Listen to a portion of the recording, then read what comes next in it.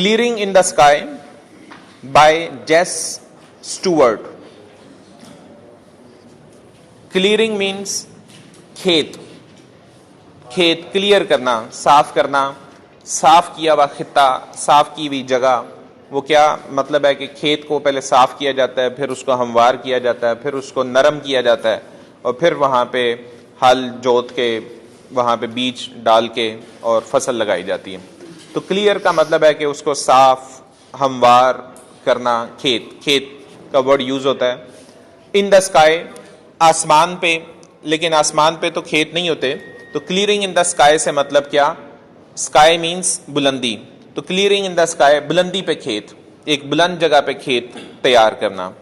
यानी कि पहाड़ी के ऊपर खेत तैयार करना। तो बेटा ये खूबसूरत कहानी है और ये एक मॉरल स्टोरी है बेसिकली, और इंसान की हिम्मत की दास्तान है कि अगर इंसान हिम्मत करे तो कमज़ोरियाँ भी उसके आड़े नहीं आती, और अगर इंसान कम हिम्मत हो तो चाहे वो जवान ही क्यों ना हो और सेहतमंद ही क्यों ना हो, तब भी वो काम करने से कतराता है। और अगर इंसान बाहिम्मत है, वो भले बीमार क्यों ना हो, भले वो बूढ़ा ही क्यों ना हो, और भले काम मुश्किल ही क्यों ना हो, लेकिन तब भी वो मुश्किलों से नहीं घबराता और बड़े से बड़ा मार का सर कर लेता है और कामयाबियां हासिल करता है। यहाँ पे भी हमें कहानी जो दिखाई गई है और बताई गई है, उसमें दो किरदार हम खसूसी तौर पे देखते हैं। एक बूढ़े बाप का करैक्टर है और दूसरा उसके साथ उसके बेटे का, जो कि जवान है, उसका करैक्टर है। अब हम यहाँ पे ये देखते हैं कि बेटा जो कि वैसे जवान है, लेकिन वो निस्बतन उतना बाहिम्मत नहीं दिखाया गया जितना कि उसका बाप दिखाया गया है, बल्कि कहानी मेनली बाप की हिम्मत के बारे में है, उस बूढ़े किसान की हिम्मत के बारे में। बच्चे शोर है, कुछ बच्चे शोर कर रहे हैं, खामोशी इख्तियार करें। तो जबकि बूढ़ा बाप जो है ना वो बड़ा ही बाहिम्मत है, और वो जो बेटे की जो करैक्टर हमारे सामने दिखाया गया है वो कंट्रास्ट के तौर पे दिखाया गया है, कि हमें कंट्रास्ट दिखाई दे कि बूढ़ा कितना बाहिम्मत है as compare to the young man, young boy. तो वो एक कंट्रास्ट जो है यहाँ पे दिखाया गया है। तो यहाँ पे बात ये है कि एक बूढ़ा आदमी, एक किसान, वो उसको डॉक्टर्स कहते हैं कि तुम्हें हार्ट का प्रॉब्लम है और तुम्हें चलना फिरना नहीं चाहिए, दिल का तुम्हें तकलीफ है, दिल की, तुम चलो फिरो नहीं, बल्कि तुमने यहाँ से घर भी जो है वो पैदल नहीं जाना, घर भी रिक्शा या टैक्सी लो और घर जाओ और आराम करो और सारे काम छोड़ दो। अब चंद साल जो तुमने जिंदा रहने हैं वो बीवी बच्चों के साथ वक्त गुजारो और तुमने चलना फिरना नहीं है। लेकिन वो बूढ़ा आदमी डॉक्टर की नसीहत से बरखिलाफ वो फैसला करता है कि अगर मैं आके बिस्तर पे लेट गया तो जिंदगी तो काम से इबारत है, जिंदगी तो काम का नाम है ना, हिम्मत का नाम है, चलने फिरने का नाम है। तो वो चंद साल अगर मुझे जिंदगी के मिलते भी हैं तो वो तो बिस्तर के ऊपर मिलेंगे, और बिस्तर के ऊपर कोई जिंदगी नहीं होती, वो उसको जिंदगी नहीं कहा जा सकता। तो मैं बिस्तर पे नहीं लगूंगा और मेरे पास जितना भी वक्त है वो मैं चल फिर के, हिम्मत करके और मेहनत करके बीमारी से मुकाबला करने की कोशिश करूंगा। बीमारी को कुव्वत नहीं बख्शूंगा कि वो मुझे और बीमार कर दे और कमज़ोर और मुझे कम हिम्मत कर दे, बल्कि मैं बीमारी को अपनी हिम्मत से जो है शिकस्त दे दूंगा। ऐसे ही होता है, और वो अपने मसरूफियात को जारी रखता है, आहिस्ता आहिस्ता वो अपने आप की मसरूफियात को बढ़ाता चला जाता है, और फिर वो फैसला करता है एक पहाड़ी, पहले भी उसने बड़े मुश्किल जगहों पे खेत तैयार किए होते हैं। ये अमेरिकन स्टोरी है, अमेरिका सारा पहले जंगल था और जंगल में बहरहाल खेतों को तैयार करना, गो कि वो जगह तो फर्टाइल होती है, जरखेज़ होती हैं, लेकिन उनको तैयार करना वो हमवार नहीं होती, ऊंची नीची होती हैं, टीले होते हैं, वहाँ पे पानी का बंदोबस्त आसानी से नहीं हो सकता। फिर वहाँ पे दरख्तों को साफ करना, झाड़ियों को साफ करना, उनको पीछे करना, रोशनी का मुनासिब बंदोबस्त करना, और फिर जानवर जो आते हैं वो खेतों को उजाड़ जाते हैं, ख़राब कर जाते हैं, उनको रोकना, बाड़ वगैरह लगाना, और वैसे ही जंगलों में से रास्ते बना के खुद भी खेतों तक पहुंचना। तो ये सब एक मुश्किल काम होता है। लेकिन यहाँ पे हम ये देखते हैं कि पहले भी उस बूढ़े आदमी ने एक दो खेत तैयार किए थे बड़ी मेहनत से, और अच्छे खेत तैयार किए थे, लेकिन अब की बार वो पहाड़ की सबसे ऊंची चोटी के ऊपर, जो बिल्कुल आसमान को छूती हुई चोटी है, बहुत ऊंची, उसके ऊपर जाके जो है वो एक खेत तैयार करता है। और वहाँ पे और पहले जब वो पहाड़ की चोटी के ऊपर चढ़ता है तो वो स्पाइरल की शक्ल में चढ़ता है। स्पाइरल क्या होता है? स्पाइरल होती है कि गोल घूम घूम के जाना, यानी कि आप पहाड़ की तरफ स्ट्रेट ऊपर नहीं जाते अमूदी तौर पे, आप स्ट्रेट ऊपर वर्टिकल स्टाइल में नहीं जा रहे, बल्कि आप उस पहाड़ के साथ गोल गोल घूम के जाते हैं, लच्छेदार अंदाज में, स्पाइरल अंदाज में, जैसे जलेबी होती है लच्छेदार अंदाज में, और ऐसा ऐसा आप घूमते घूमते बुलंदी की तरफ जा रहे होते हैं और आप उसकी चोटी के ऊपर पहुंच जाते हैं, टिप पे पहुंच जाते हैं। तो पहले तो वो इस तरह से स्पाइरल जो है रास्ते बनाता है, ठीक है, और आहिस्ता आहिस्ता ऊपर चढ़ते हैं तो वो कई रास्ते बनाता है। पहला रास्ता जो वो बनाता है वो आहिस्ता आहिस्ता अमूदी सतह की तरफ जाता है। दूसरा वो जो बनाता है वो निस्बतन ज्यादा तेज चढ़ाई की शक्ल में रास्ता ऊपर उठ रहा होता है। तीसरा जो बनाता है और ज्यादा सीधा होता है, और चौथा या पांचवा जो बनाता है वो बिल्कुल स्ट्रेट जो है ऊपर जाता है। इसका मतलब है कि वो अपनी फिटनेस को चेक कर रहा था कि पहले वो आहिस्ता आहिस्ता यानी कि उसका दिल अभी साथ नहीं था दे रहा, तो वो आहिस्ता आहिस्ता उसके ऊपर चढ़ता था पहाड़ के ऊपर। फिर जो है वो जैसे जैसे उसके सेहत बेहतर होती चली जा रही थी तो वो रास्ते जो है निस्बतन जो है सीधे और हमवार रास्ते जो है वो बनाने लग पड़ा था, और सीधा जो है आसमान की वो पहाड़ की तरफ वो ऊपर पहुंचने लग पड़ा, और इसी तरह से वो उतरने के उसने रास्ते बनाए हुए थे।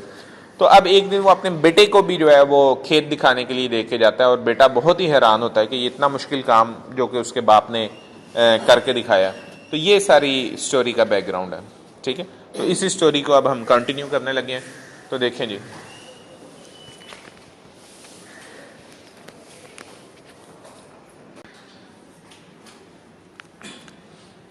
Clearing in the sky. Clearing means खेत, इन द स्काई बुलंदी पे खेत जी। Text, this is the way Jess said my father pointing with his cane across the deep valley below us. This is the way, ये वो रास्ता है जेस यानी कि अपने बेटे की तरफ वो इशारा करते हुए कहता है, दिस इज द वे जेस, ये रास्ता है जेस अपने बेटे को वो बुलाता है। सेड माई फादर, मेरे बाप ने कहा, यानी कि अब ये कहानी उसका बेटा सुना रहा है। जो कहानी हम सुनते हैं वो बेटा अपने बाप के बारे में सुना रहा है, और यहाँ पे जो बेटे का कैरेक्टर है उसका जो नाम है जेस, और जो कहानी भी लिखी है जेस स्टूवर्ट, इसके राइटर का नाम भी स्टूवर्ट है। तो वैसे तो ये स्टोरी है, ऐसे नहीं है, मजमून नहीं है, ठीक है, लेकिन उसने राइटर ने जो भी कैरेक्टर यहाँ पे बनाया उसका नाम भी जेस रखा है, अपने ही नाम पे रखा है। ऐसे होता है जो कि बिल्कुल हकीकी होता है, बिल्कुल जिसे आप कह लें कि बायोग्राफिकल्स का स्केच होता है, ऑटोबायोग्राफिकल आप बीती स्टाइल में, या किसी की भी हकीकी अक्कासी होती है, उसमें अफसानवी बातें नहीं होती, तख्लीकी बातें नहीं होती, अपनी तरफ से कोई बात नहीं की गई होती, तो ऐसे मजमून के बीच में। लेकिन जो स्टोरी होती है उसमें कुछ अफसानवी रंग होता है जो कि हकीकत के करीब तरीन होता है। तो this is the way Jess said my father pointing with his cane, pointing with his cane, अपनी छड़ी से इशारा करते हुए मेरे बाप ने मुझे कहा कि ये रास्ता, इस रास्ते से हमने जाना है। Across the deep valley below, ये रास्ता जो है वो नीचे वादी की तरफ जाता है। Across the deep valley below us. I want to show you something you have not seen for many years, मैं तुम्हें कुछ ऐसी चीज दिखाना चाहता हूं जो तुमने कई सालों से कभी नहीं देखी होगी। तो बेटा यहाँ पे भी एक सवाल बनता है, वो सवाल कुछ यूं है, where did the old man take his son, के बूढ़ा आदमी अपने बेटे को कहाँ पे ले जा रहा था, ये एक सवाल बनता है। तो वो उसको उस वादी की तरफ लेके जा रहा था, उस रास्ते की तरफ लेके जा रहा था। तो आगे क्या जी, isn't it too hot for you to do much walking. तो बेटा जो है, अब ये देखें कि बाप जो है वो हिम्मत कर रहा है, वो चल रहा है, उसको धूप सर्दी छाँव का कोई फिक्र नहीं है, और जबकि बेटा बाप को कहता है is not it too hot for you to do much walking, कि अब्बा जान ये बहुत ज्यादा गर्मी नहीं है आपके लिए कि आप इतनी ज्यादा वॉक ना करें। तो यहां से हमें एक कॉन्ट्रास्ट दिखाई देता है ना, कि बच्चा जो है, बेटा जो है वो घबरा रहा है सर्दी और गर्मी से और बाप की सेहत के बारे में भी, लेकिन बाप बाहिम्मत है। तो I wipe the stream of sweat, I wipe मैंने साफ किया, वाइप का मतलब होता है साफ करना, वाइप्स मिलती हैं छोटे छोटे टिश्यू से होते हैं, और वाइपर जो है वो जो सफाई करने के लिए होता है, तो उसको वाइप कहते हैं, वाइप। तो I wipe the stream, stream कहते हैं एक नदी, यहाँ पे नदी से मतलब क्या है कि पसीने की एक नदी निकल आई ना, मतलब पसीना जो है बड़ा तेजी से बह रहा था, तो कतरे जो है, the streams of sweat, sweet नहीं है ये लफ्ज, स्वेट है, स्वेट का मतलब होता है पसीना, ठीक है, स्वीट होता है मीठा, उसके स्पेलिंग है SWEET स्वीट, और ये है SWEAT स्वेट, ये स्वेटर से निकला है। आप सर्दियों में जो पहनते हैं स्वेटर, वो आपको क्या करता है, जरा वार्म रखता है, गर्म रखता है, आपको पसीना दे के रखता है थोड़ा बहुत। तो sweat from my face to keep them from stinging my eyes. तो मैंने पसीने को साफ किया कि स्टिंग कहते हैं कि चुभना, डंग मारना, जलन पैदा करना, माई आई, कि वो पसीना बड़ी तेजी से जो है बह रहा था और आंखों पे भी आ रहा था और उससे आंखों में एक जलन सी पैदा हो रही थी। I did not want to go with him, और ये देखें आप कंट्रास्ट हमें दिखाई दे रहा है कि लड़का जो है उसको भी गर्मी फील हो रही थी, वो नहीं था जाना चाहता बाप के साथ, लेकिन बाप के कहने पे वो चला। I did not want to go with him, मैं उसके साथ नहीं था जाना चाहता, यानी कि अपने बाप के साथ नहीं जाना चाहता था। I had just finish walking a half mile up hill from my home to his. तो वो कहता है कि अभी भी मैं चल के ही आया था। I had just finish walking, अभी ही मैं चलते हुए आया था। अ हाफ माइल, अभी मैं तकरीबन आधा मील के करीब फासला मैंने तय किया था, अप हिल, चढ़ाई के ऊपर, अप हिल चढ़ाई के ऊपर, from my home to his, कि मैं अपने घर से अपने बाप के घर तक, मतलब कि बेटा शादी के बाद कहीं और रहता है, तो मैं अपने घर से तकरीबन आधा मील का फासला जरा तय करते हुए अपने बाप के घर चलते हुए आया था। आया वो पीछे से गाड़ी से है, लेकिन आगे गाड़ी नहीं थी आ सकती, रास्ते ऊपर नीचे हैं, तो वो गाड़ी उसने खड़ी करके कुछ हिस्सा पैदल चल के आया। I had carried a basket, और मैं एक बास्केट लेके आया था, of dishes to mom, dishes जिसमें कुछ बर्तन वगैरह थे, मॉम अपनी मदर के लिए कुछ चीजें वो लेके आया था। There were 2 slips in the road, slips कहते हैं ढलान, फिसलन वाली जगह, ढलाने, मैंने बताया ना कि ऊंचा नीचा रास्ता है। तो देयर वर 2 स्लिप्स, वहां पे 2 ढलाने थी, इन द रोड, सड़क के ऊपर, and I could not drive my car, और उन 2 ढलानी जगहों के ऊपर मैं अपनी गाड़ी नहीं चला सकता था, लिहाजा मैंने पीछे खड़ी कर दी है गाड़ी। And I knew how hot it was, और मैं जानता था हाउ हॉट इट वॉज, ये कितनी गर्मी थी वहां पे। It was 97 in the shade, और ये 97 जो है टेम्परेचर था, 97 इन द शेड, साय में भी जो टेम्परेचर था 97 था। I knew that from January until April, my father had gone to 8 different doctors. मुझे ये भी पता था कि मेरा बाप जो है जनवरी से अप्रैल तक, यानी कि ये 3 महीने जो बनते हैं, जनवरी, फरवरी, मार्च एंड अप्रैल, बल्कि 4 महीने, my father had gone to 8 different doctor, वो 8 मुख्तलिफ डॉक्टरों के पास गया कि अपने ट्रीटमेंट के बारे में बात करने के लिए, और उन सारों ने तकरीबन यही कहा। अच्छा, वन ऑफ द डॉक्टर्स, सबका ये ख्याल था कि उसको प्रॉब्लम है, और लेकिन एक डॉक्टर ने तो इस हद तक कह दिया, one of the doctors had told him not to walk the length of a city block. तो एक डॉक्टर ने उसको ये कह दिया कि नॉट टू वॉक, कि तुम ना चलो the length of a city block, कि एक शहर का जो ब्लॉक होता है ना, ब्लॉक ऐसे ही छोटे छोटे ब्लॉक्स बने होते हैं, 4-4, 6-6 घरों के या 8-10 घरों के मुख्तलिफ ब्लॉक्स बने होते हैं, तो एक ब्लॉक की लंबाई जितना भी तुम पैदल ना चलो। He told my father to get a taxi to take him home, बल्कि उसने ये भी कहा कि मेरा बाप जो है वो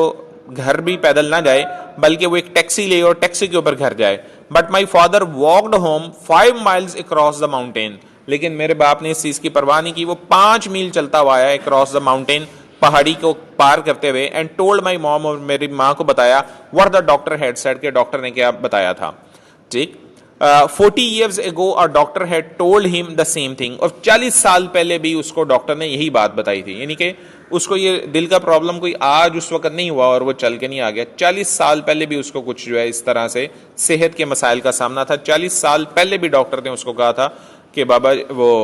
हजूर आपने यूं चलना नहीं है, लेकिन तब भी जो है 40 साल पहले भी जो है उसने कमजोरी नहीं दिखाई, हिम्मत दिखाई, और वो चलता फिरता रहा। अब फिर उसको थोड़ा सा प्रॉब्लम है, लेकिन जब उसको प्रॉब्लम होता है वो बजाय और आराम करके अपने आप को कमजोर करके बीमार करने की बजाय वो और हिम्मत करता है और जो है बीमारी से